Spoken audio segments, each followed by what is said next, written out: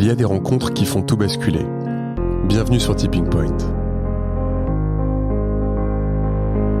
Nous sommes Lucie et Romain, entrepreneurs convaincus que les entreprises et ses leaders jouent un rôle déterminant dans la construction du monde de demain. Un monde que nous rêvons plus juste, plus inclusif et plus respectueux. Nous dénichons pour vous des leaders inspirants et engagés. Ils ont à cœur de vous parler de leur tipping point, ces moments où tout a basculé pour eux. Peut-être deviendront-ils l'un de vos tipping points ? Bonne écoute.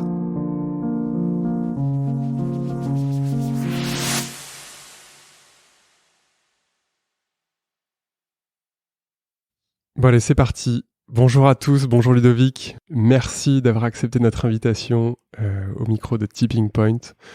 Ludovic, en 2 mots, tu es le cofondateur d'Octo Technologies. Alors si je commence à écorcher le nom, plus ça va pas aller. d'Octo Technologies, une société de conseil en technologie et de delivery logiciel.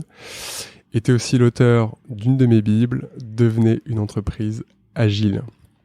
Par ton expertise, tu pourrais facilement tenir l'épisode complet sur les technos, la disruption, l'agilité, le management, les grandes étapes de transformation organisationnelle. Tu as déjà fait beaucoup d'interventions sur beaucoup de médias, sous beaucoup de formes. Aujourd'hui, on a envie d'avoir un coup de projecteur sur toi, sur le leader que tu es. Ludovic, tu le sais, avec Tipping Point, on a à cœur de faire témoigner des leaders inspirants et engagés au service d'un monde meilleur. Et ça, on le dit souvent au démarrage de nos épisodes, un monde que l'on rêve plus juste, plus respectueux et plus inclusif. Et on est convaincu que l'entreprise, elle est à l'image de ses leaders et de ses équipes. Et elle rejoue un rôle déterminant dans la construction du monde de demain, celui qu'on sera fiers de nous laisser à nos enfants. Ludovic, tu le sais, moi je suis admiratif d'Octo, de ce que tu fais. J'aurais même parfois aimé te connaître bien avant. Mais avant de démarrer, on aimerait pouvoir explorer ton parcours, tes tipping points. Ludovic, est-ce que tu peux te présenter, s'il te plaît ? Oui, bien sûr. Merci déjà pour cette introduction qui fait plaisir, qui flatte mon ego. Donc, merci. Donc moi, j'ai envie de dire, ma vie est assez simple. J'ai croisé quelqu'un qui avait en tête le projet Octo juste au moment où il était en train de le créer. Je l'ai rejoint dans l'aventure, donc je suis techniquement cofondateur d'Octo.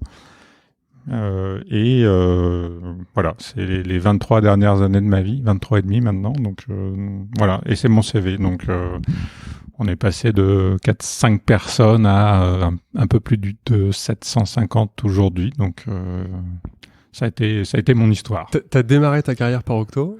Quasi, c'est-à-dire que j'ai fait ce qu'on appelle pour les vieux un CSNE, donc un service national en entreprise, et c'est en rentrant en France que j'ai croisé François et que j'ai embarqué dans le projet Octo.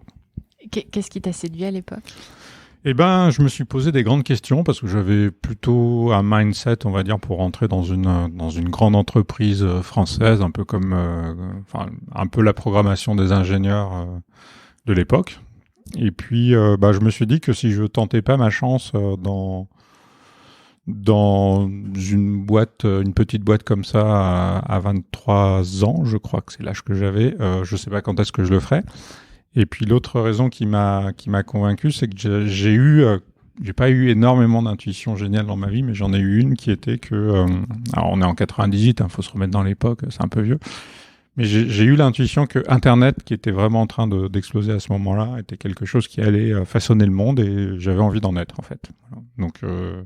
Donc Octo était un bon endroit pour vivre cette expérience-là, ce qui s'est confirmé par la suite d'ailleurs. Parce que dès 98, vous vous positionnez sur les nouvelles technologies, Internet, ouais, tout à fait. Avant les géants de la Silicon Valley. Ouais, ou en même temps. Oui, c'est ce que j'aime rappeler pour nous remettre un peu dans un mood un peu plus modeste. Google s'est créé 4 mois après nous, quelque chose comme ça. Donc c'était à peu près la même période, mais tout le monde n'a pas réussi aussi bien, quoi. C'est qui le Ludovic à 23 ans ? C'est quelqu'un... c'est une bonne question, je sais pas, il faudrait que je l'interroge. Quelqu'un qui commence sa vie professionnelle, donc qui se cherche forcément un petit peu. J'ai pas d'idée très très arrêtée sur ce qu'il faut faire, ce que je dois faire, où il faut aller. Je suis pas sûr de mes compétences parce que en fait c'est un moment où, moi j'avais pas fait de spécialisation informatique, donc je connaissais un petit peu parce que j'avais grandi avec un ordinateur, mais à peine plus quoi. Et donc je me retrouve dans un bain qui m'est complètement étranger. Donc j'ai passé les 2 premières années à rien comprendre à l'environnement dans lequel j'évoluais. Donc c'était un peu perturbant. C'était assez stimulant malgré tout parce qu'il se passait plein de choses à ce moment-là. Enfin il se passe encore plein de choses, mais bon je sais pas comment dire ça, mais les années, les premières années sont assez fondatrices, donc elles donnent l'impression de durer plus longtemps et d'être plus denses en expérience. Et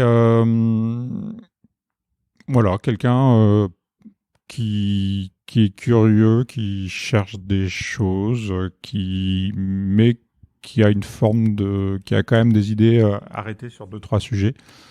Et notamment sur la façon de faire des projets informatiques. Donc très vite, on se construit des convictions qui voleront en éclats par la suite. Et ça a été assez fondateur, je pense, dans mon histoire.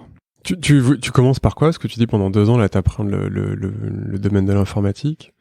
C'est quoi ce parcours initiatique? C'est globalement donc Octo au tout début a un positionnement qui est très précis, qui est architecture de systèmes d'information.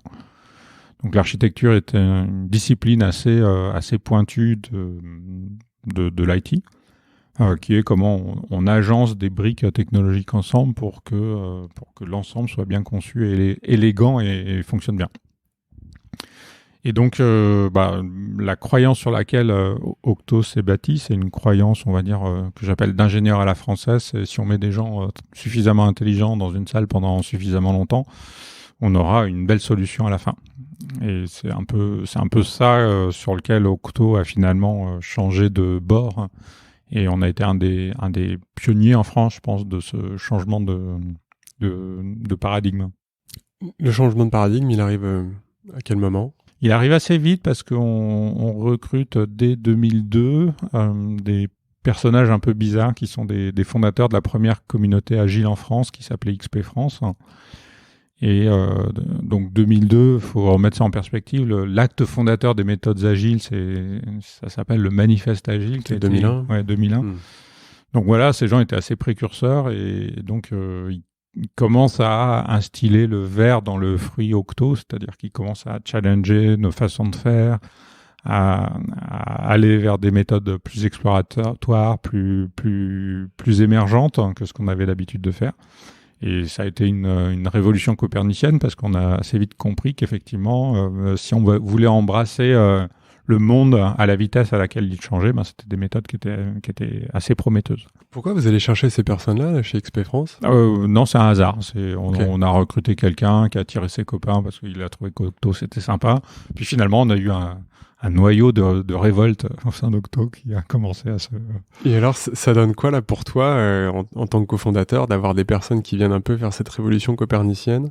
Bon, j'imagine que c'est pas en un claquement de doigts, mais que c'est quelque chose d'assez... ça prend un peu de temps, mais c'était une période qui était géniale parce que on n'était pas très nombreux, on était au tout début, je sais pas, on devait être une trentaine. Donc c'est une taille où on peut se permettre d'avoir des débats enflammés et puis de se balancer des noms d'oiseaux et puis c'est cool, on va boire des bières après et puis c'est sympa quoi. Donc ça a donné une sorte de bouillon de culture hyper stimulant, souvent un peu trash, enfin un peu physique, mais très très sympa. J'en garde des bons souvenirs, on va dire. Et je pense qu'on peut peut-être expliciter un tout petit peu cette révolution copernicienne. En fait, ce que tu dis, c'est que vous passez d'un modèle où tu as des gens brillants les uns à côté des autres qui essayent de faire des solutions brillantes à... des gens brillants, on avait cette croyance que l'intelligence en chambre arrivait à bout de tous les problèmes. Ah, si je comprends bien, et les principes un peu de l'agilité, c'est comment est-ce que les gens travaillent ensemble, en fait, et quelles sont les règles de collaboration qu'on pose, et quel est le cadre pour faire émerger... Alors, ouais, tout à fait. L'agile, effectivement, c'est une méthode donc, qui a été formalisée au début des années 2001. Il y a plein de couleurs différentes, il y a plein de chapelles différentes, mais globalement, ce qu'elle prône, c'est la collaboration entre des individus d'une équipe pluridisciplinaire qui vont s'adapter à l'évolution du monde qui les environne, plutôt que le fait de faire un plan super précis qu'on va suivre quoi qu'il arrive. Et en fait, pour que ça marche, il faut une boucle de rétroaction rapide. Donc, c'est aussi une méthode qui prône le fait de faire des itérations. Alors, ce qui est marrant, c'est que c'est une méthode qui est prévue initialement pour faire des projets informatiques, mais finalement, elle dicte des principes assez généraux qui sont tout à fait transposables à plein d'autres champs. Et c'est d'ailleurs ce qui arrive depuis plus de 5 ans maintenant, quoi. Ouais. Et à l'époque, les clients, le marché, les prêts à entendre. Alors, pas du tout, non. Ouais. non, donc c'est en interne, en tout cas, que cette révolution commence à se faire. Ouais. Mais... Après, donc, il y a eu plusieurs moments. Il y a eu le moment où de toute façon on n'était pas d'accord, donc on rejetait ce nouveau mode de pensée. Puis le moment où finalement on se dit ah tiens, il y a peut-être des trucs intéressants. Le moment où on se dit ah ben tiens, il y a peut-être des trucs intéressants, on va essayer de les faire chez les clients. Et puis en fait nos premiers clients chez qui on a fait ça, c'est des clients chez qui on l'a fait sans trop dire ce qu'on faisait, quoi. Et j'ai des souvenirs épiques de moments où on a essayé de convaincre des clients qu'il fallait y aller, et à des moments on commençait à avoir déjà pas mal de recul, donc on savait que ça marchait. Des gens qui nous soutenaient mordicus que ça ne pouvait pas marcher, que c'était une hérésie, qu'on était des arnaqueurs parce que c'était scandaleux de promouvoir ce type de méthode. Enfin, ça donne des choses assez amusantes. C'est les fameuses 3 étapes d'une idée ridicule, dangereux, évident, c'est ça? Ah, je connaissais pas, mais évident, ouais, ça doit être ça, ouais. De démarrer un projet en agile. Je pense que personne dirait on va partir sur un bon vieux modèle en V. Détrompe-toi. Non, malheureusement, j'ai eu un client il y a pas très longtemps, ça date de l'année dernière, qui me disait je comprends pas comment on peut imaginer délivrer un gros projet si on n'a pas un plan précis de ce qu'il faut faire en tête. Donc non, il y a encore des gens à convaincre de ça. En tant que leader, ça vient chercher quoi en toi, tu vois, à l'époque, mais encore aujourd'hui, quand tu as un collaborateur ou plusieurs qui te soutiennent que ce que tu es en train de faire, c'est pas ce qu'il faut faire, tu vois, qui viennent apporter de l'innovation, ou en tout cas un point de vue vraiment différent auquel tu souscris pas forcément immédiatement. Alors, ma posture par rapport à ce type de nouveauté au fil des ans a beaucoup changé. Alors il y a une phrase que je médite quotidiennement, et je suis pas sûr d'être encore arrivé à la hauteur de la sagesse qu'elle implique, mais qui dit entre avoir raison et être heureux, il faut choisir. Donc quand j'étais débutant, on va dire, j'étais beaucoup plus prompt à m'engager dans des débats d'idées. Il fallait que l'adversaire plie, quoi. Il fallait qu'il avoue qu'il avait tort, ce qui n'arrivait évidemment jamais. Donc ça donne des discussions sympas, surtout si c'est au bar du coin. Mais ça fait pas trop avancer le schmilblick. Donc maintenant, ma posture par rapport à ça est très différente. C'est-à-dire que aujourd'hui, déjà, en tant que dirigeant d'une entreprise quand même qui commence à devenir assez grosse, je peux pas me mêler de tout. Donc, je considère qu'il y a plein de domaines où c'est pas moi qui ai la bonne réponse, c'est ceux qui vont faire. Et que s'ils me consultent, je peux émettre mon avis, mais en général, j'essaye de me mordre la langue pour pas trop le faire parce que mon avis a du poids, que je le veuille ou non.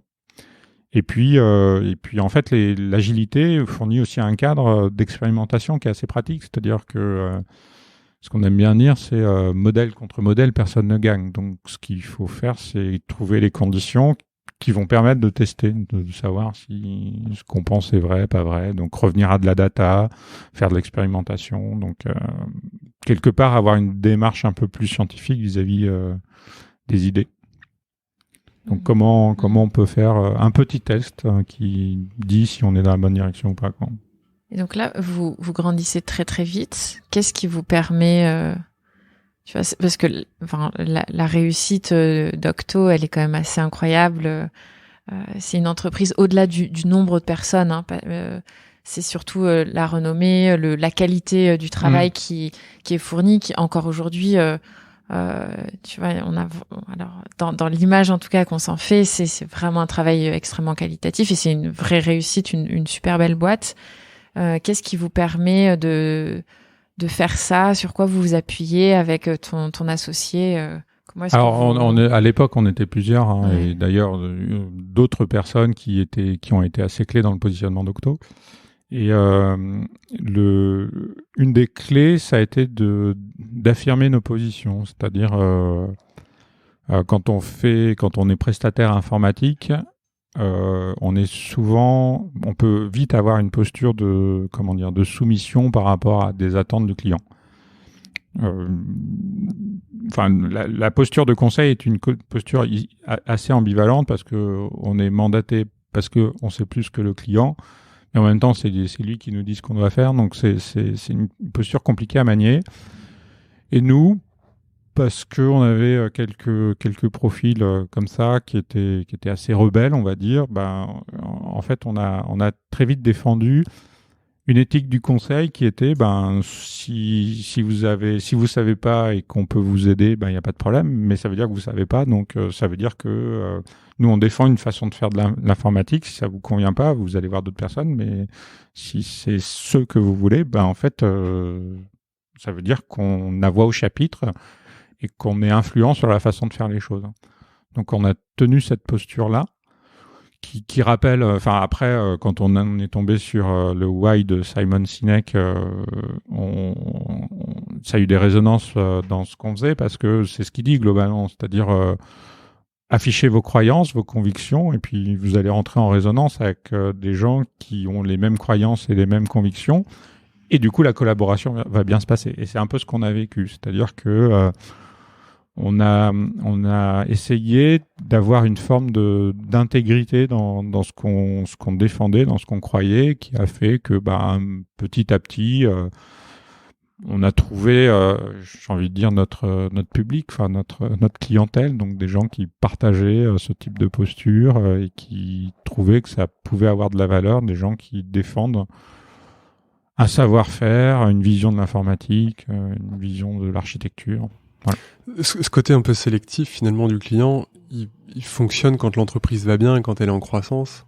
Est-ce qu'on peut se le permettre quand on est en difficulté et qu'on a à un moment besoin de travailler? Alors oui, je pense. C'est-à-dire que quand on met le doigt dans quelque chose de très consensuel, on n'en sort plus. Que les temps soient faciles ou pas faciles. Et moi j'ai beaucoup regardé ce que faisaient des acteurs du web comme Amazon, Google, Facebook, qui ont eu des façons de faire hyper radicales. Et je trouvais ça assez impressionnant. Puis il y a des gens qui disaient ouais, mais nous, vous imaginez bien, nous on peut pas se lancer là-dedans, on n'a pas les moyens de Google.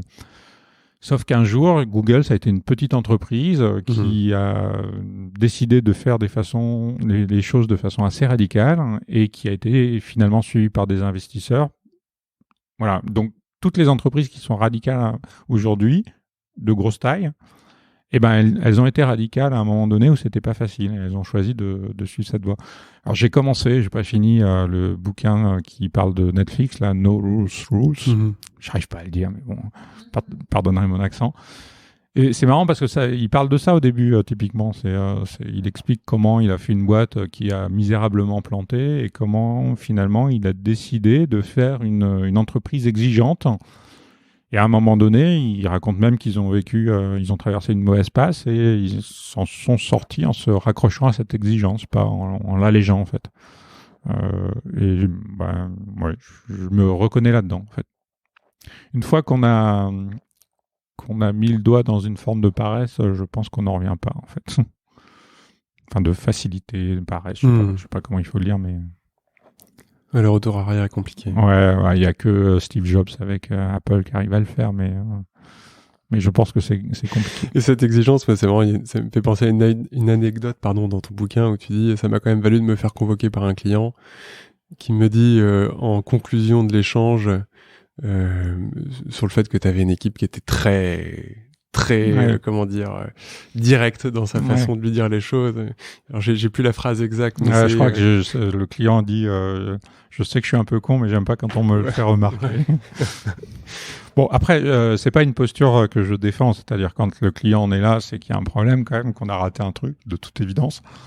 Mais on a toujours les qualités de ses défauts, et donc la fierté est quelque chose qui me paraît une qualité dans nos métiers, parce que en plus, on est quand même dans un métier, les SS2I, qui est pas le métier le plus noble de la galaxie. Donc arriver à être fier de ce qu'on fait, c'est un travail, c'est compliqué. Puis après, comme chaque qualité a de pas de la qualité, quand elle est trop marquée, il y a le défaut, et le défaut de la fierté, c'est l'arrogance. Donc dès qu'on commence à tomber du côté de l'arrogance, ça va pas et il faut corriger, quoi. Mais la fierté est bien. Une aparté, parce que tu viens de dire un truc qui, moi, m'intéresse.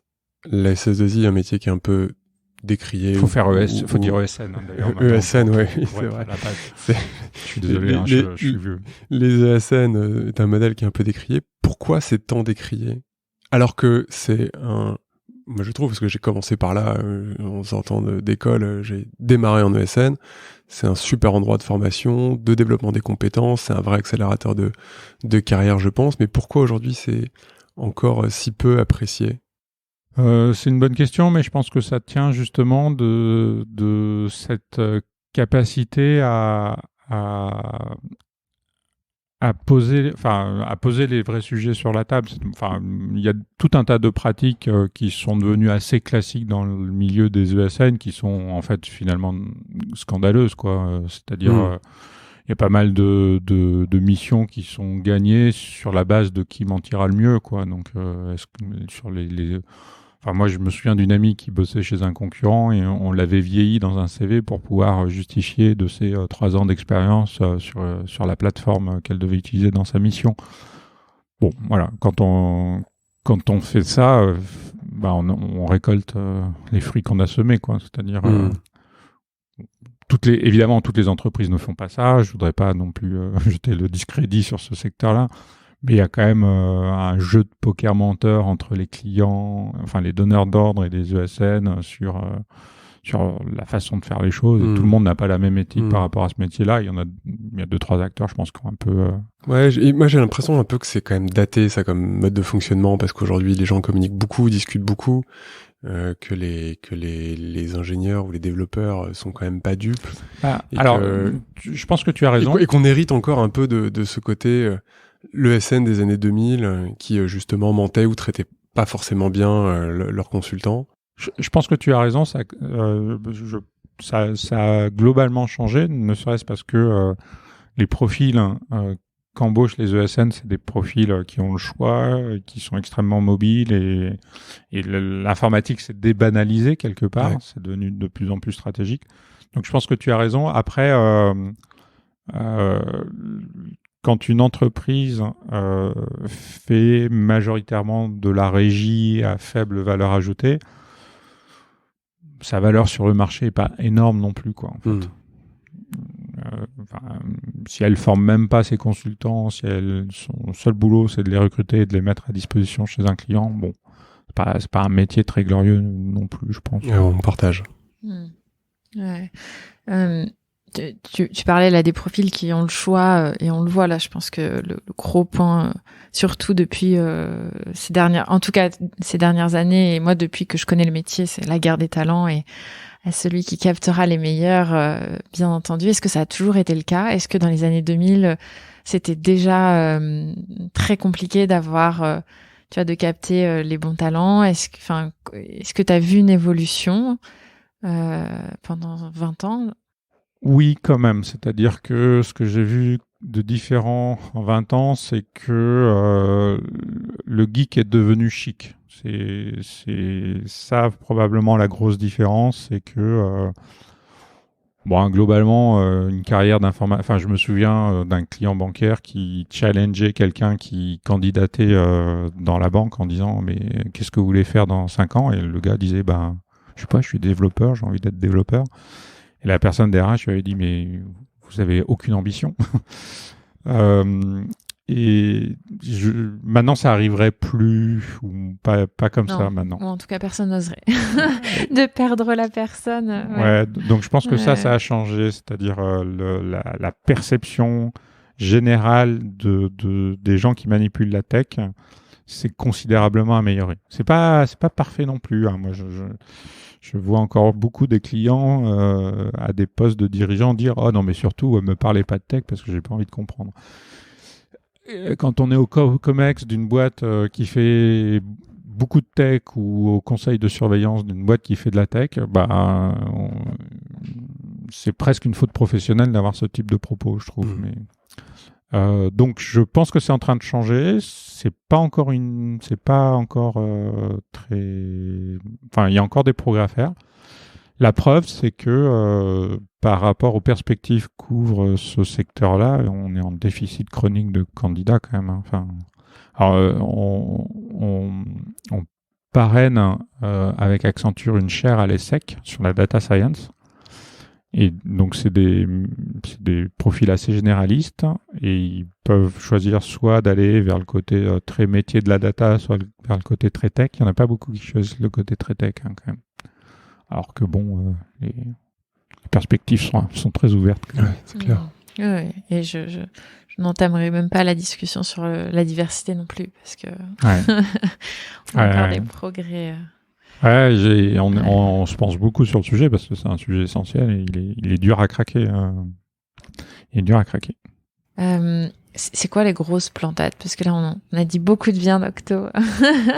Mais c'est quoi les gros apprentissages, tu vois, les choses que tu as à passer? Puisque c'est aussi ça l'objectif du podcast, c'est de la transmission, c'est du partage. Dans ces 23 années, les gros points. Alors, c'est une question qu'on me pose régulièrement, effectivement. Des gros plantages, j'en ai pas véritablement en tête, mais je pense que justement c'est une des vertus de l'agile de vacciner contre les gros plantages. C'est-à-dire que quand on fait des petites choses et qu'on itère sur la base de petites choses, on se plante, une itération, 2 itérations, puis après si on est suffisamment malin, on change, quoi, on s'adapte. Dans les trucs qu'on a moyennement réussi, on a essayé de se lancer dans le produit et ça n'a pas été un franc succès. On a eu un peu d'extension à l'étranger, donc des filiales dans différents pays. Ça a été un succès mitigé. Donc ça fait partie des choses qu'on n'a pas forcément super bien réussi. Moi, je considère qu'on est en échec justement sur la diversité, donc voilà, on réussit pas super bien là-dessus. Voilà, gros plantage, c'est ça. Et puis on a eu une crise que je décris dans le bouquin, qui est que en 2010, donc ça fait presque 10 ans maintenant, on a eu un gros pic de démissions et donc ça a été un échec quelque part parce que ça a presque menacé l'entreprise. Mais ça a été assez fondateur parce que c'est ça qui nous a conduit à embrasser la deuxième époque d'Octo, encore plus radicale que la première, et qui nous a obligés à reposer le mode de fonctionnement d'Octo et à l'intellectualiser en fait. Qu'est-ce qui s'est passé? Tu peux nous en parler un peu de ce moment Oui, alors c'est une période où on s'était un peu repositionné. Donc notre positionnement initial était très conseil et on faisait un peu de développement logiciel, mais on n'osait pas trop l'afficher parce que par rapport à ce qu'on vient de dire, c'était pas hyper noble et hyper glorieux. Donc on essayait de se positionner sur un truc très conseil. Et là, on décide finalement d'assumer ce rôle de développement logiciel parce qu'on voyait monter en puissance l'agile et on voulait revendiquer le fait qu'on faisait les choses différemment et qu'on les faisait bien. Donc le changement de position de l'entreprise a fait que y a des personnes qui ont douté de cette trajectoire-là, donc qui sont partis. On a eu quelques rôles modèles aussi, des gens assez influents qui ont quitté Octo et donc on drainait des gens dans leur sillage. Donc il y a une sorte de crise de confiance au sein d'Octo qui a été très auto-alimentée. C'est-à-dire que je me souviens de cette période assez sombre où chaque fois qu'on faisait un comité de direction, on faisait la liste des gens qui étaient partis en disant « Ah non, pas lui, c'est pas possible ». Et on passait les 20 premières minutes à pleurer, donc je pense qu'on était complètement dépressif et que ça se voyait, que ça se sentait, que ça donnait pas envie aux autres. Et donc on est resté dans cette spirale 1 ou 2 ans. Mais ça a été un moment assez fondateur parce que du coup on s'est posé plein de questions sur reposer le projet global et puis ça a été le pire pour le meilleur. Et toi là sur cette période un peu de dépression là pendant 2 ans, comment tu le vis, toi, en tant que personne ? Difficilement, parce que je pense que j'étais à 2 doigts du burn-out, parce que c'est plus on remplit, plus ça se vide, hein, et en plus j'ai un profil psychologique qui fait que dans l'adversité je me ferme, donc j'ai tendance à fermer les écoutilles et à avancer. Ce qui est le pire quand on est à une position de leadership, parce qu'en général, quand ça va mal, au contraire, il faudrait plutôt aller à la rencontre des gens. Donc, il y a eu cette première période, et puis une deuxième période qui a consisté à dire, de toute façon, là, on a à peu près touché le fond. Alors, tout est relatif, hein, parce qu'on continue à avoir du business, on perdait pas d'argent, enfin. Mais donc, on avait touché le fond, donc je me suis dit, de toute façon, on peut que mieux faire maintenant. Donc, on a commencé à trouver des nouvelles sources d'inspiration, un nouveau souffle et à rebâtir quelque chose sans prendre en considération forcément, en écoutant les gens, mais sans décider en fonction d'influence individuelle. C'est-à-dire aller vraiment essayer de comprendre un peu comme on ferait dans de la découverte de besoins clients. C'est-à-dire il faut vraiment poser des questions, essayer de comprendre où est le problème et pas forcément écouter la surface de ce que les gens disent en fait. Donc voilà, on a fait un peu ce travail-là et ça nous a permis de reconstruire Octo et sur les bases qui sont encore d'actualité aujourd'hui, quoi. Comment est-ce que tu es entouré ? Comment est-ce que tu es accompagné dans cette période-là ? Déjà, on est plusieurs donc dans le bateau et donc pas mal de personnes qui sont encore présentes. Hein. Et je pense que c'est une des grandes forces d'Octo, c'est qu'on a un socle de leadership qui est resté stable, mais qui s'est ouvert quand même à des influences extérieures. Je pense que ça, c'est hyper important. Et je trouve qu'on a trouvé un équilibre plutôt bien entre la tradition et la nouveauté. Et c'est un collectif devant lequel on peut afficher sa vulnérabilité. C'est-à-dire, moi, j'ai aucun problème à dire... Là, je sais pas où on va, ça va être compliqué. Donc, je peux pas faire ça tous les jours non plus, hein, parce que ça veut dire que je suis pas à ma place probablement au bout d'un moment. Mais c'est un collectif, voilà, qui autorise de discuter franchement des sujets sans jeu politique et sans enjeu politique. Vous l'avez constitué comment, ce collectif ?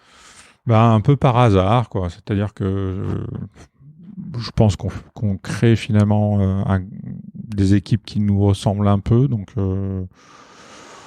c'est une question qui est difficile pour moi parce que je n'arrive pas à mesurer quelle est la part de nécessité, de hasard. Si ça se trouve, on a eu de la chance, mais en même temps, je sais que il y a quelques personnes qui étaient un peu nuisibles, toxiques à un moment donné, dont on a su se séparer. Donc ça.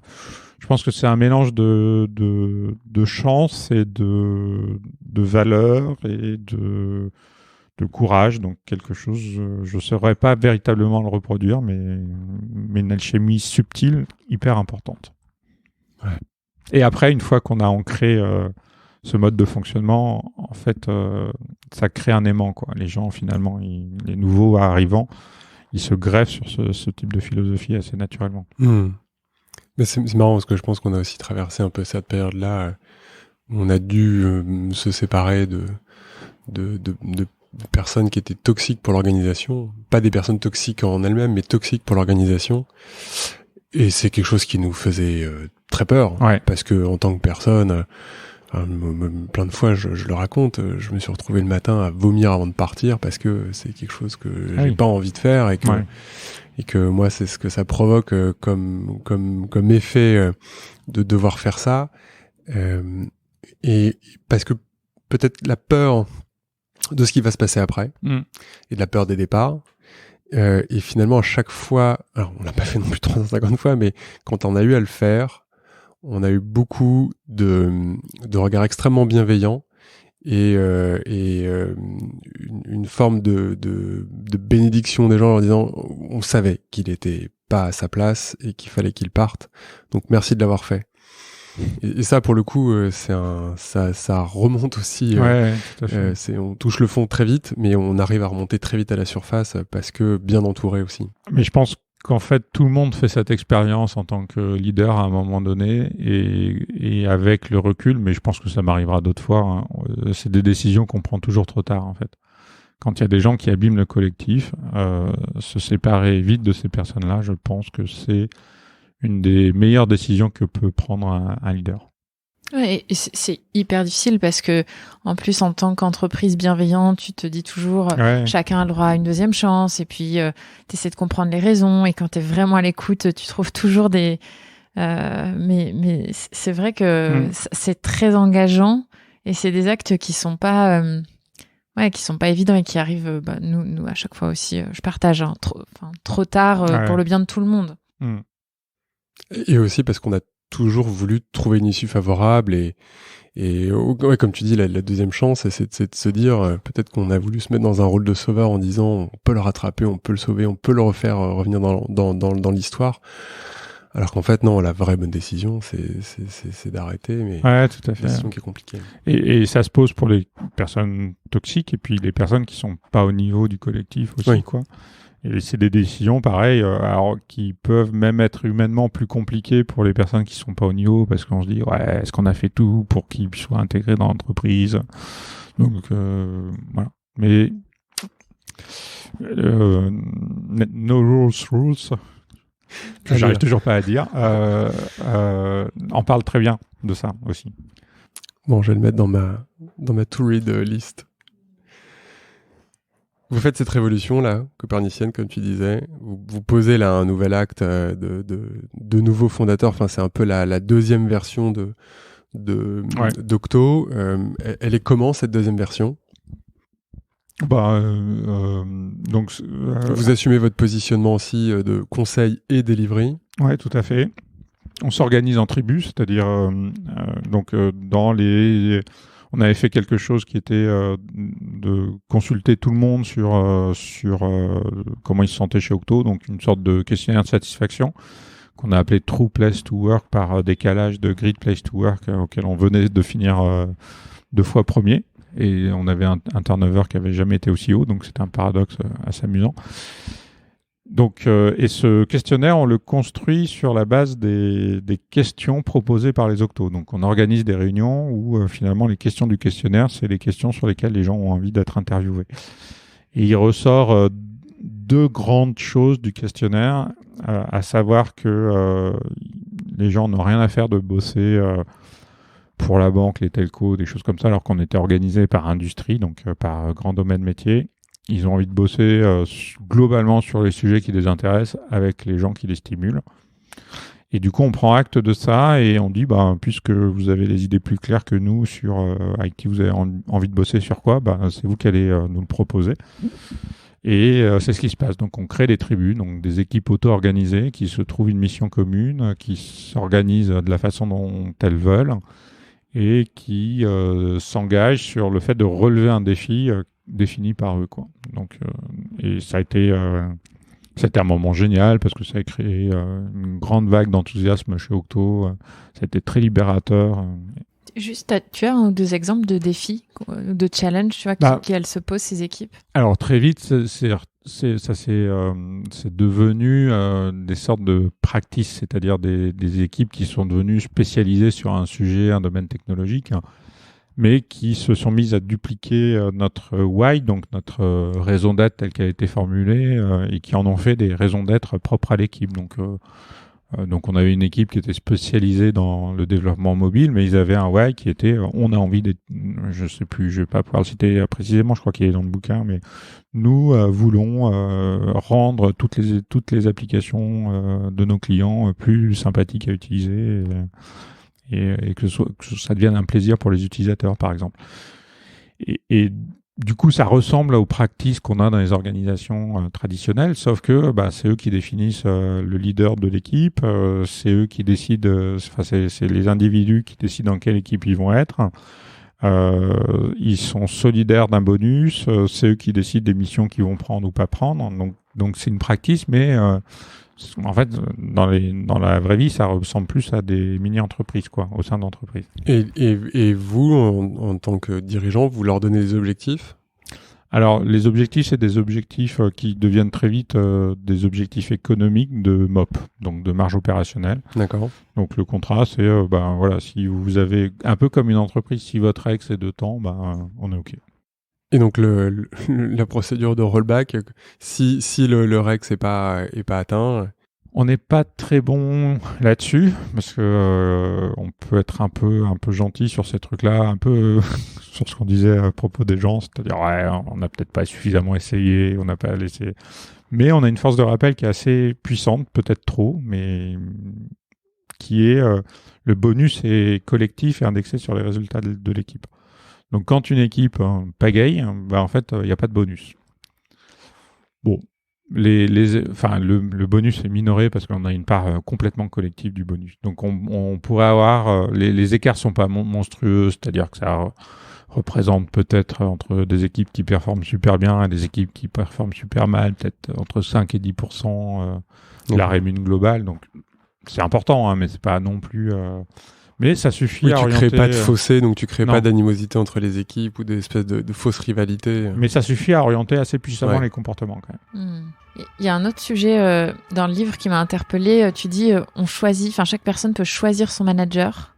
Tu peux nous en dire un peu plus ? En fait, notre organisation est complètement fluide. Donc, si quelqu'un a envie de bosser dans une autre équipe, il fait la demande et dans 99%, je ne sais même pas s'il y a eu un contre-exemple, pour une fonction support peut-être un jour, mais encore, la personne peut changer. Donc après, il faut que le manager soit OK, mais dans la plupart du temps, c'est le cas. Et manager, ça veut dire quoi chez Octo ? Alors manager, on est sur un mode de fonctionnement qui est très manager as a coach, donc la priorité du manager. Et je pense que c'est un des trucs qu'il faudrait qu'on arrive à rééquilibrer un petit peu, mais la priorité du manager, c'est de développer la personne qu'il manage. Donc voilà, faire en sorte que la personne progresse, grandisse. Et on peut parfois oublier un peu le fait d'obtenir des résultats. Même si globalement... on n'a pas besoin beaucoup de cette force de rappel parce que ce que font les gens chez Octo est quand même en moyenne impressionnant. Oui. Et vous leur donnez quels moyens ? Parce que tu sais, toujours on pourrait donner cet objectif. Tu deviens manager, tu es manager. Ton rôle, c'est de développer les personnes de ton équipe. Dit comme ça, c'est sympa. Dans les faits, c'est très difficile. De le faire bien, de savoir le faire, par où je commence. Quels sont les moyens que vous leur donnez ? Comment vous les accompagnez à développer leur leadership ? Alors c'est une bonne question et je sais pas. Enfin, je sais de moins en moins. Donc on met à disposition tout un ensemble de formations, mais je saurais pas dire exactement lesquelles parce que. En tout cas, vous les formez. Ils ont accès à des formations. Ils ont quelque chose qui est la ressource avec le plus de valeur dans nos métiers, c'est du temps. On n'en a jamais assez. Mais en tout cas, on essaye chez Octo de pas se mettre au taquet. Sur le niveau d'activité parce que on sait que pour que la machine fonctionne, il nous faut aussi du temps ensemble en fait. Donc on n'est pas 102% du temps chez le client. On est plutôt plus bas que ça. Ouais. Et dans le même, c'était aussi une de mes questions. Pour toutes les personnes qui passent leur temps chez le client parce qu'on est confronté à la même chose et je pense qu'il y a beaucoup d'entreprises qui sont confrontées à ça. Tu vois, le sentiment d'appartenance, l'engagement quand tu es chez le client toute la journée et pas chez Octo 95% de ton temps. Comment est-ce que vous avez réussi ? Parce que j'ai l'impression en tout cas que votre culture elle est assez forte. Ouais, elle est très forte. Ouais. Donc par de la ritualisation, c'est-à-dire qu'on On favorise les rencontres d'équipe, c'est-à-dire que les équipes sont incitées à se retrouver 1 fois, 2 fois par mois pendant une demi-journée, donc c'est un budget temps conséquent quand même. On a tout un tas de rituels qui sont des BBL, des meet-up, donc je parle chinois peut-être à certains qui écouteront ce podcast, mais vous pouvez trouver ça sur Internet. C'est des moments de rencontre où on vient parler d'un sujet spécifique, soit autour d'une pizza, soit autour d'un beau moment. Le BBL, c'est le Brown Bag Lunch. C'est ça, généralement entre midi et 2, une thématique spécifique. Très souvent avec des guests extérieurs. Nous, on avait fait ça beaucoup avec des guests, d'autres structures qui venaient chez nous. Nous, je pense que tous les midis, on a au moins 2. Et c'est beaucoup en interne. Et c'est des gens qui tiens, j'ai vu tel techno, je vous le partage. Ou alors...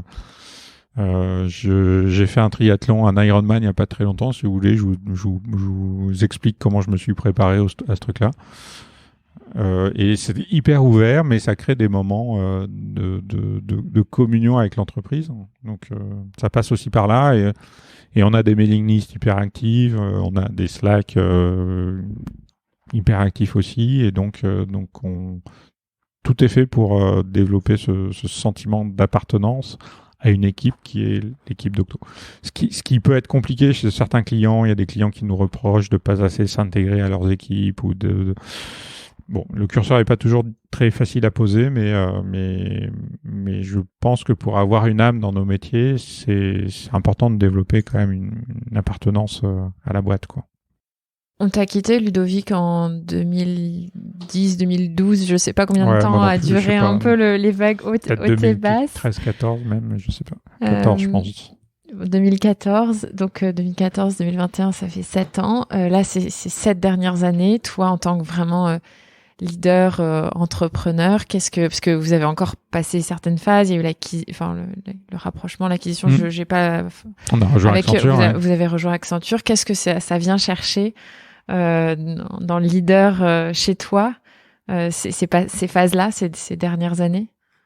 Ça a été des années extrêmement riches parce que j'ai découvert plein de choses. J'ai découvert un grand groupe international, j'ai découvert comment on s'intégrait à un grand groupe international. On a récupéré une centaine de personnes des équipes d'Accenture qui ont rejoint les équipes Octo, donc j'ai découvert comment on intégrait des gens dans une organisation. Donc super compliqué, passionnant, mais des sujets pas simples. On continue à grossir à un rythme extrêmement soutenu. Donc voilà, qu'est-ce que ça veut dire faire une boîte innovante sur ses façons de gouverner quand on dépasse les 500. J'ai longtemps cru qu'on n'atteindrait jamais 500, qu'on n'y arriverait pas, qu'on allait exploser en vol au-delà. Et puis en fait, c'est pas le cas, quoi. Donc des années intenses, assez riches, avec des beaux projets comme le fait de se faire certifier B Corp, le fait de s'engager de façon résolue sur le sujet environnemental et climatique, qui est le sujet des boîtes pour les 10 prochaines années, je pense.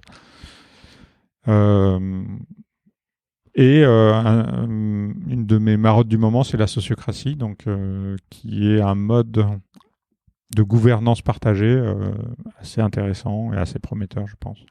Tu peux nous en donner un peu plus? Ouais. Alors,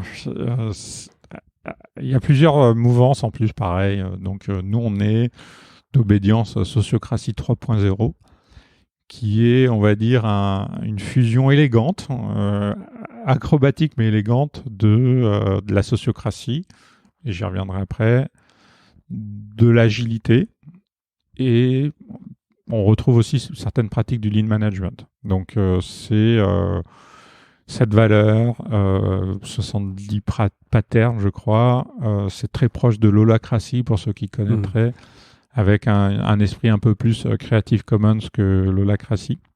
On n'est pas obligé de se former à tout prix, on n'est pas obligé de signer une charte de son sang. Pardon, j'avais posé le micro et j'ai dit une charte. On n'est pas obligé de poser. Oui, tu as la liberté de sortir de ton rôle et pas de rester uniquement dans ton cercle de décision. Tout à fait. Mais après, il y a plein de points communs malgré tout.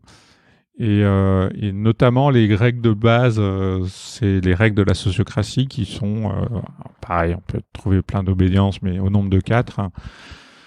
Les cercles, donc des équipes dans lesquelles il n'y a pas de prééminence, c'est-à-dire tout le monde agit au même niveau. Des doubles liens, donc des relations entre les cercles qui se font par un lien descendant qui est nommé par l'un des cercles, un lien remontant qui est nommé par l'autre cercle. La décision par consentement, qui est un outil extrêmement puissant. On en parlera peut-être après. C'est pas facile à décrire. On a du mal à sentir la puissance, mais c'est vraiment très puissant. Et puis le dernier outil, c'est les élections sans candidat, notamment pour les rôles au sein des cercles. Donc voilà, ça a l'air assez bené comme ça, 4 règles.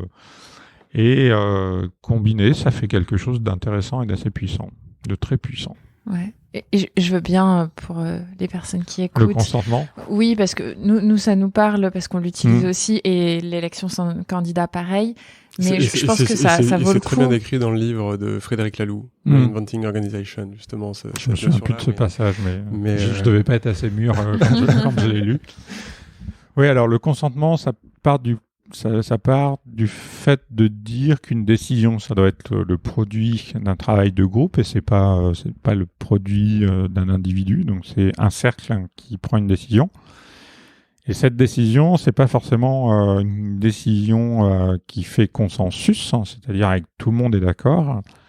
C'est une décision qui ne suscite pas de la part des membres du cercle d'opposition qui les empêche de fonctionner dans le cadre de ce cercle-là. Alors l'exemple qu'on cite souvent et que je vais utiliser, c'est si on décide de choisir un resto. Donc tout le monde a vécu le fait que ça peut être quand même super compliqué. Donc on peut décider par exemple d'aller manger au resto italien. Et donc il y en a qui auraient pu préférer aller à la brasserie, d'autres qui auraient pu préférer aller au restaurant chinois.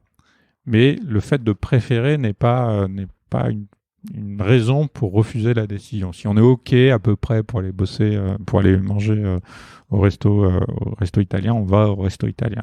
Sauf si quelqu'un dit je suis désolé, moi je suis allergique au gluten, donc entre les pâtes et les pizzas, je vais quand même pas trop rigoler.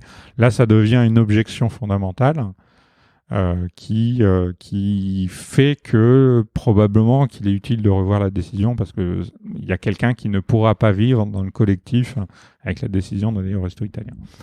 Et donc on ne refuse pas des décisions par convenance personnelle ou parce que on aurait pu faire mieux ou parce que on refuse des décisions parce que individuellement on n'est pas capable de vivre avec cette décision. Et c'est intéressant parce que j'ai vraiment, pour l'illustrer aussi, envie de témoigner sur la constitution chez nous du groupe. Alors nous on l'a appelé groupe de mise en mouvement, mais en fait c'est un groupe de réflexion stratégique pour l'entreprise. Et on s'est beaucoup posé la question de savoir est-ce qu'on nomme les gens, comment on les choisit, combien, etc. Et en fait, on a combiné les 2 derniers critères, enfin les 2 dernières règles que tu avais données. On a commencé par une élection sans candidat en disant vous pouvez voter, enfin dites-nous qui vous voyez. Alors pour ce rôle-là, avec ses compétences, ça c'était clairement posé. Qui dans l'entreprise et sans que personne dise moi j'ai envie, etc. Ensuite, à la lumière des résultats qui étaient publics, enfin en tout cas transparents pour tout le monde, chacun pouvait se porter volontaire, que tu aies eu 0 vote ou 15, mais en conscience de ce que les autres avaient finalement porté comme voix également. Et ensuite, on avait cette fameuse décision par consentement, c'est-à-dire tu peux émettre une objection que tu dois argumenter. Est-ce qu'on arrive à la lever, auquel cas c'est OK et donc la personne rentre dans ce groupe-là, ou on n'arrive pas à la lever et donc la personne ne rentre pas dans ce groupe de réflexion stratégique. Et c'était en fait hyper puissant parce que certaines personnes qu'on avait vraiment envie de voir finalement se sont déclarées par ce système-là parce qu'elles étaient vraiment, faites pour. Et on a eu des super belles surprises aussi auxquelles on s'attendait pas du tout et qui contribuent encore aujourd'hui super bien. Donc c'est assez puissant. Ça peut faire peur aux leaders de lâcher prise à un moment sur ces sujets. Mais et c'est très intense parce que ça nécessite beaucoup de temps je dis souvent, le management, c'est du temps et de la salive, quoi. C'est qu'on a été très très sollicité, notamment sur ces notions d'objection, de comprendre le poste, etc. Mais nous, on y a passé aussi beaucoup de temps et en fait, moi, je me disais, mais comme dit Lucie, se lâcher prise, j'avais peur de pas savoir bien répondre ou de pas. Et en fait, non, de faire confiance au processus. Ouais. Et quand on loge la confiance dans le processus, finalement, ça permet vraiment de lâcher la liane en disant, ok, ça va bien se passer. Et à la fin, comme dit Lucie, c'est un truc qui était extraordinaire. Et on continue et on l'a remis, on l'a reporté pour une autre année et on le reportera pour les années à venir parce que c'est la puissance du collectif est très très. Ouais, c'est vrai que le couple vertueux. élection sans candidat, décision par consentement, ça a l'air bené comme ça, mais c'est vraiment très puissant quand on le fait jusqu'au bout, quoi. Comment, à quel moment vous rapprochez d'Accenture ou Accenture vient vous chercher ou comment ça se passe? Pour le coup, on a toujours été sollicité approché par des entreprises qui voulaient nous racheter. On avait toujours fermé la porte assez vigoureusement à ce type d'initiative. Et je laisse passer les pompiers, peut-être. Non, je sais pas si ça s'entend. C'est pas grave. C'est vivant. En fait, Accenture est arrivé à un moment donné où on avait des enjeux stratégiques à relever. Et c'est une entreprise qui a un parangon dans son domaine. C'est-à-dire, encore aujourd'hui, quand je revois par qui on aurait pu être acheté, je vois pas tellement d'autres entreprises. Alors, ça a été compliqué parce qu'on avait construit notre modèle contre ces gros intégrateurs dont Accenture est l'archétype. Mais enfin voilà, c'était le plus beau gros intégrateur du marché. Et c'était pertinent à ce moment-là parce que donc on était en train de devenir vraiment un acteur très digital. Donc on bossait sur des sujets très digitaux chez nos clients. Et c'était des sujets qui étaient à la périphérie des systèmes d'information parce que c'était des sujets d'innovation.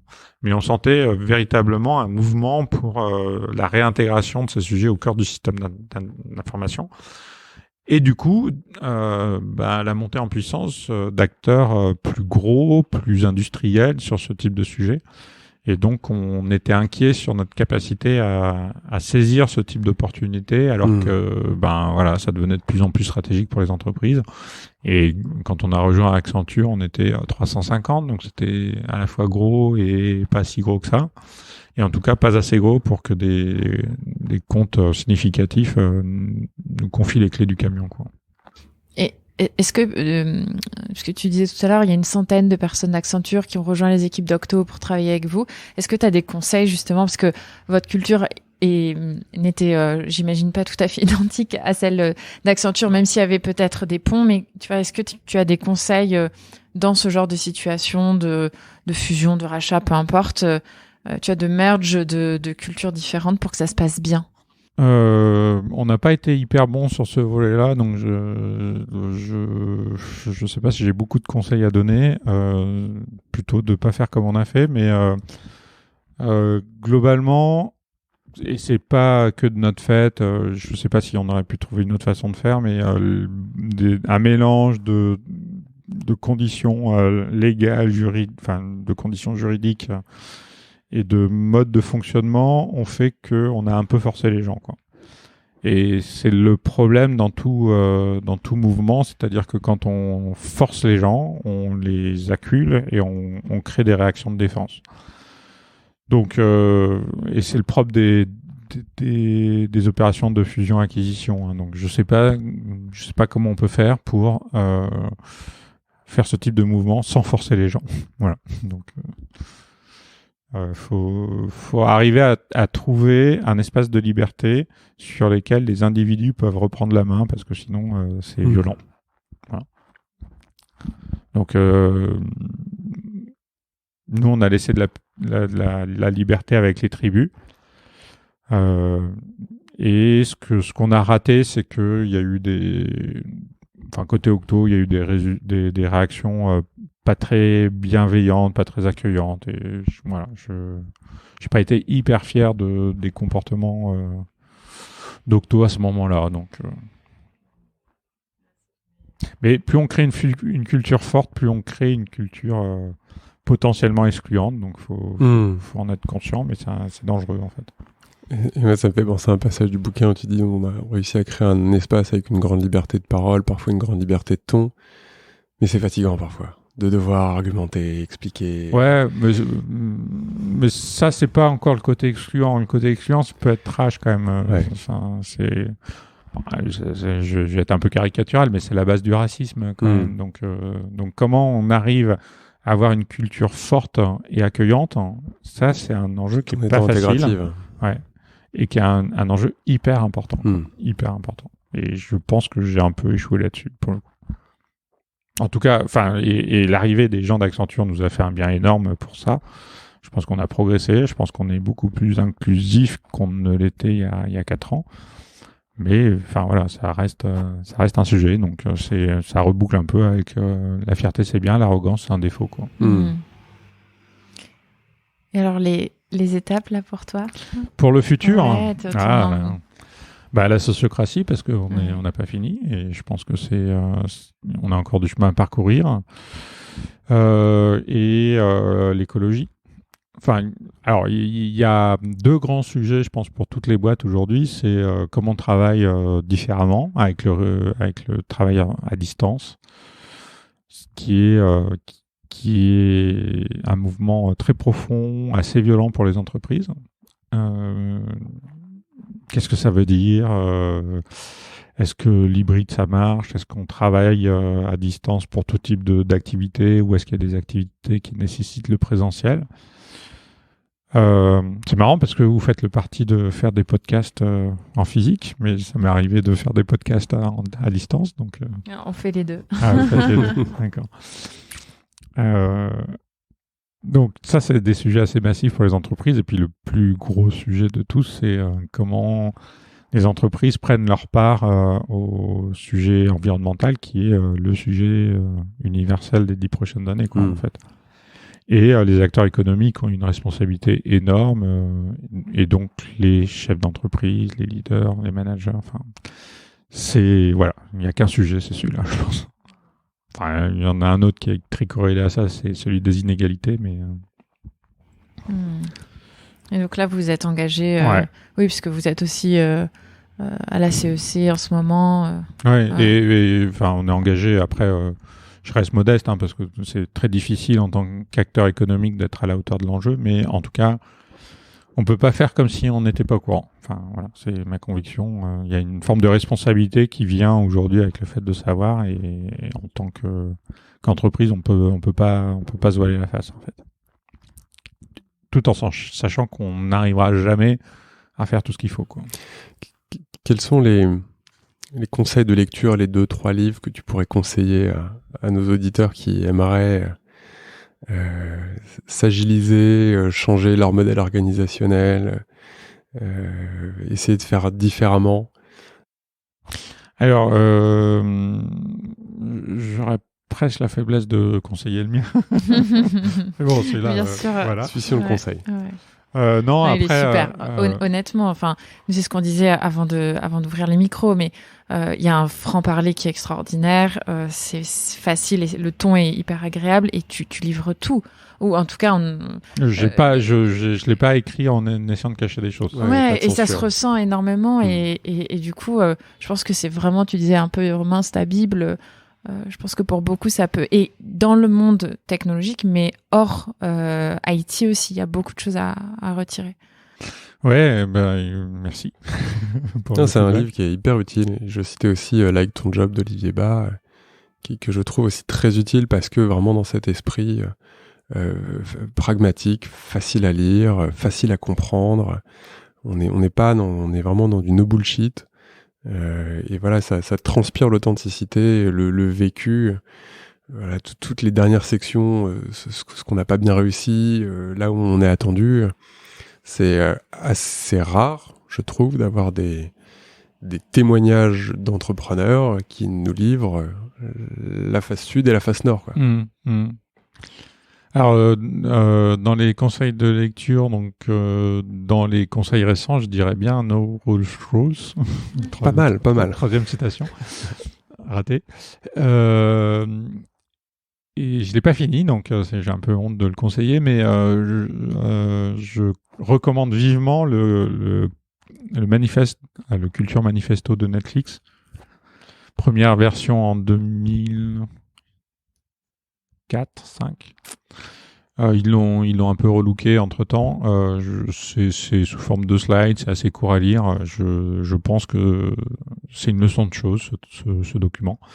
Donc, si vous l'avez pas fait, lisez-le. Ça vous donnera plein d'idées. La Bible sur le sujet, c'est quand même Reinventing Organization. Après, c'est exigeant comme lecture. Donc, c'est un travail sérieux, donc un travail presque de chercheur. Donc on pourra s'orienter vers les versions un peu édulcorées. Il y a une version en bande dessinée, enfin illustrée en tout cas. Et puis là, il y a une de ces conférences qui avait été donnée à l'université belge qui fait 1h30 sur YouTube, qui est en tout cas qui est déjà une bonne approche, qui est vraiment très bien et qui donne envie d'aller au-delà et d'aller comprendre un peu plus en profondeur les organisations. Il y a un bouquin qui est sorti il y a pas très longtemps qui s'appelle Next Gen Enterprise et qui a le mérite donc c'est 3 personnes, dont quelqu'un qui organise la conférence Next Gen qui s'appelle Luc Breton, et donc les auteurs sont allés parcourir le monde à la rencontre de toutes les boîtes qui ont des pratiques innovantes. Donc c'est un bon catalogue de ce qui se fait par le monde, et ça permet de prendre conscience de l'ampleur du mouvement des gens qui réfléchissent à de nouvelles formes de management et de nouvelles formes de gouvernance. Sinon, dans les bouquins assez fondateur d'Octo sur le domaine du conseil, c'est Getting Naked. Donc si vous faites du conseil, lisez Getting Naked, qui est une fable, un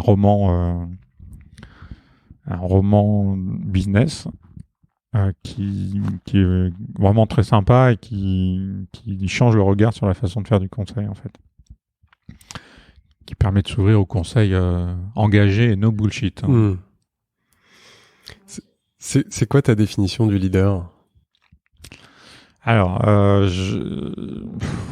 c'est pas un mot avec lequel je suis hyper à l'aise parce qu'on l'oppose souvent au manager et je suis pas très très fan de cette opposition-là, parce qu'il y aurait le leader qui a tout compris, qui est l'animal à la mode, et le manager qui est le gars obscur ou la fille obscure qui est contrôlante et qui... voilà. Donc, j'aime pas trop cette opposition. Donc, le mot leader peut parfois me gêner. J'ai une définition pour dirigeant. Un dirigeant, c'est quelqu'un qui fixe une vision et qui fait en sorte que cette vision advienne. Donc, je pense que ça s'applique aussi pour un manager. Je pense que ça peut être une définition peut-être du leader, je sais pas. Bon, super. Merci beaucoup.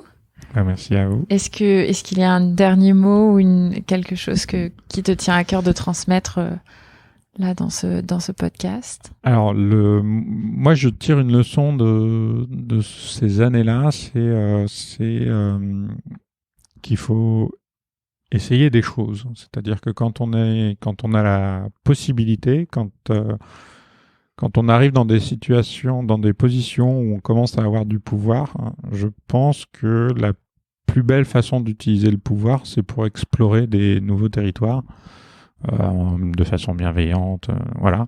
Mais d'embarquer des gens dans des aventures collectives où on découvre des choses. On peut se planter, on prend des risques, certes, mais au bout d'un moment, je pense que le plus grand risque, c'est de ne pas en prendre. Et c'est vrai aussi sur la façon dont une entreprise fonctionne, sur l'organisation. Donc voilà, j'ai envie de recommander ça, essayer des choses. Super, merci beaucoup Ludovic. Merci à vous. Ouais, merci beaucoup. À bientôt.